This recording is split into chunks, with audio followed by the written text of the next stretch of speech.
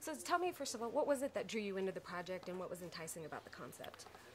I'm lucky enough to get sent the script and sort of read the title and thought, well, this is obviously going to be a very funny movie, and actually when I read it, was sort of incredibly pleasantly surprised to find out that it was sort of a movie that was funny, but also was sort of going to was out to make us most authentic Western that it could, and I just I've always harbored this secret desire to play a cowboy, so it kind of fitted nicely. Nice. So now talk to me about your character Jake and how he fits into the storyline. Well, he wakes up in the middle of the desert with no shoes on and sort of bashed and bruised and with a strange sort of bracelet on his wrist, and he's lost his memory, so it's sort of the first sort of 20 minutes of the movie, apart from lots of other things, he's trying to figure out where he's from and what he's done in his life. Now, talk to me too about working with Harrison and then working with Jon as well. Harrison is an incredibly generous and funny man who is also an incredibly generous and funny actor who I've been a fan of for a long time, and just getting the chance to work with him has been a joy, and getting to know him has been a joy as well. And Jon-Favreau, has done a lot of comedies, has made a lot of funny films. He's been in a lot of very funny films, but he always kind of comes from the point of view that that comedy comes from reality, and his commitment to this movie is just well, it's above and beyond the Call of Duty. He's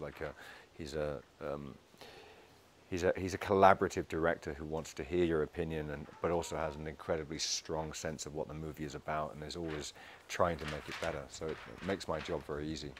What elements were most exciting for you, and what was even maybe one of the biggest challenges for you?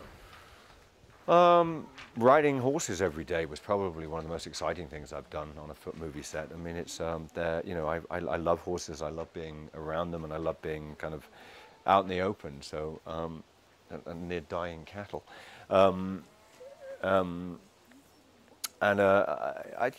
challenging wise, I don't know. I mean, challenging wise is that I wanted to make him. I'm from England, so I don't. It's not the most natural choice for someone to be a cowboy. But I wanted to make him as authentic as possible. But wearing chaps and a hat and a gun, it kind of really helps.